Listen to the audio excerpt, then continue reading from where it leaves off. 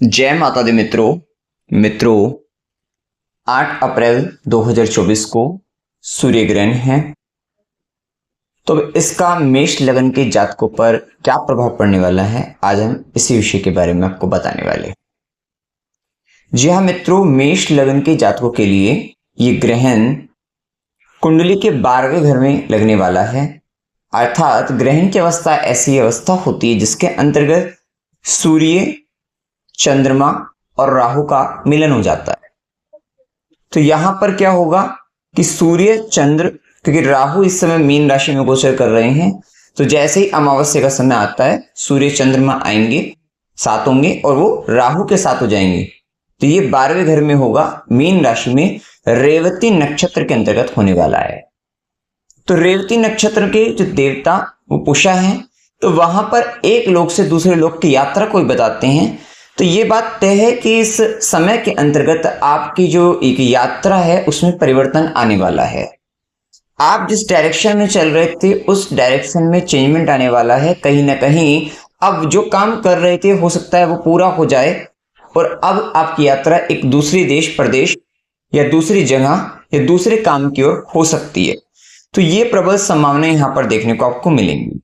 विशेषतः foreign travel या विदेशी यात्राएं या दूसरे जनों से मिलना, डिफरेंट कल्चर के लोगों से मिलना, क्योंकि यहाँ पर जब हम किसी अन्य देश प्रदेश जाते हैं तो कहीं ना कहीं डिफरेंट तरीके के लोगों से मिलते हैं।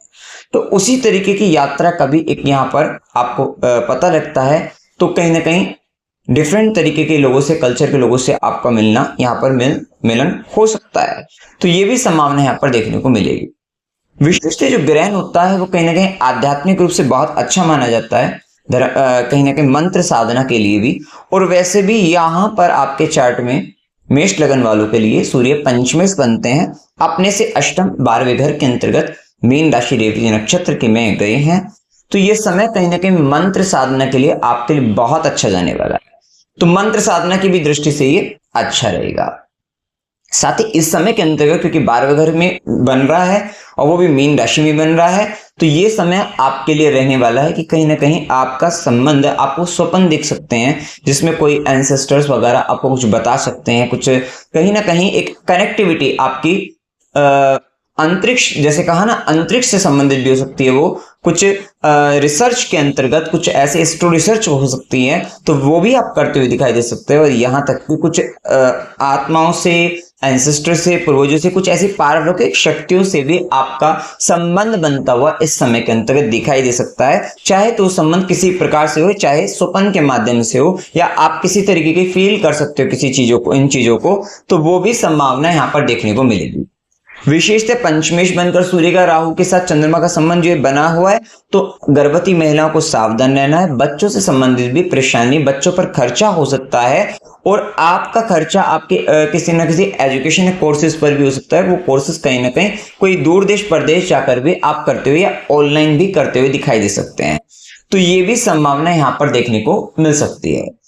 विशेषतः प्रेम संबंधों के अंतर्गत, क्योंकि अपने से अष्टम 12वें घर में जा रहा है, तो यहां पर हो सकता है प्रेमी अथवा प्रेमिका आपको छोड़कर दूर चले जाए। ब्रेकअप होने की संभावना यहाँ पर बनेगी, या हो सकता है एक व्यक्ति से ब्रेकअप होकर आपको कोई दूसरा व्यक्ति मिले, क्योंकि यहाँ पर एक लोग से दूसरे लोग की यात्रा आपको देखने को मिलेंगी कि एक चीज खत्म होकर दूसरी चीज आपकी चालू होती है। हो सकता है आपका एक प्रोजेक्ट कंप्लीट हो जाए, अब आप दूसरे प्रोजेक्ट पर आप काम करना शुरू करें, एक नए प्रोजेक्ट पर जो बहुत डिफरेंट तरीके से होने वाला है, तो वो भी संभावना बनती है। सूर्य आत्मा का कारक ग्रह है और आपका पंचमेश भी है, 12वें घर में जाएगा। कहीं ना कहीं आपका कॉन्फिडेंस दूर आपका हो सकता है, आत्मविश्वास में कमी आ सकती है, मान सम्मान हानि हो सकती है। कुछ काम आप ऐसे करते हुए दिखाई दे सकते हैं, आपको लगेगा कि आपको कोई नहीं देख रहा है और आप किसी भी तरीके का आप काम कर सकते हैं, लेकिन कहीं ना कहीं वो पब्लिकली सबके सामने आ जाएगा, जिसके कारण कहीं ना कहीं मान सम्मान हानि हो सकती है। तो थोड़ा सोचकर संभल कर काम करना है आपको। सरकारी क्षेत्र में कोई काम चल रहा था तो वहां पर थोड़ा संभल कर रहिए, अभी काम अटक जाएंगे, रुक जाएंगे, अड़चने बाधाओं का सामना आपको करना पड़ सकता है।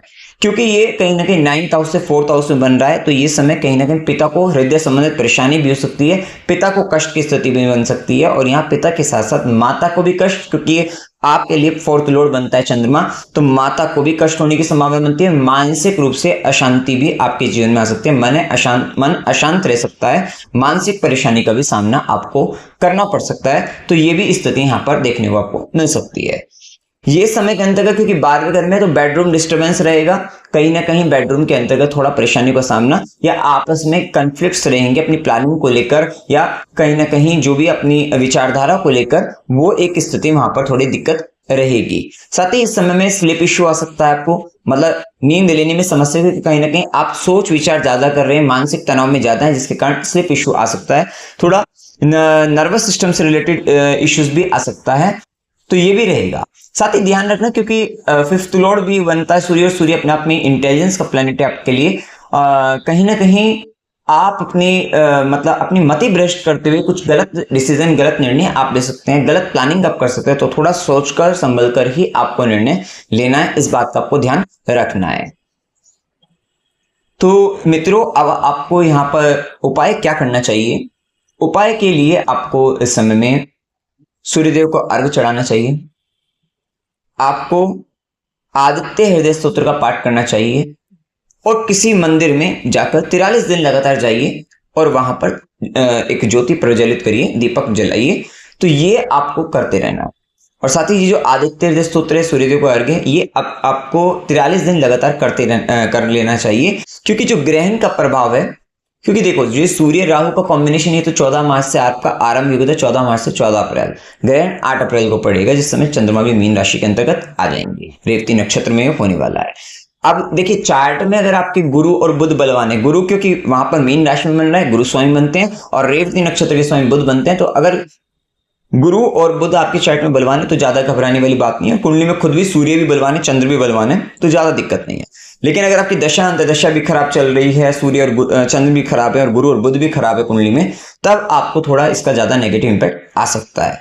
ये बात का आपको ध्यान रखना है। बाकी जो उपाय बताएं वो 43 दिन लगातार करना है, क्योंकि इसका प्रभाव, ग्रहण का प्रभाव जब घटित होता है उसके 15-20 दिन बाद तक भी, या 1 महीने तक वहां पर देखने को आपको प्रभाव मिल जाता है। तो मित्रों, जानकारी अगर आपको अच्छी लगी, वीडियो को लाइक कीजिएगा, शेयर कीजिएगा और चैनल को सब्सक्राइब कीजिएगा। जय माता दी।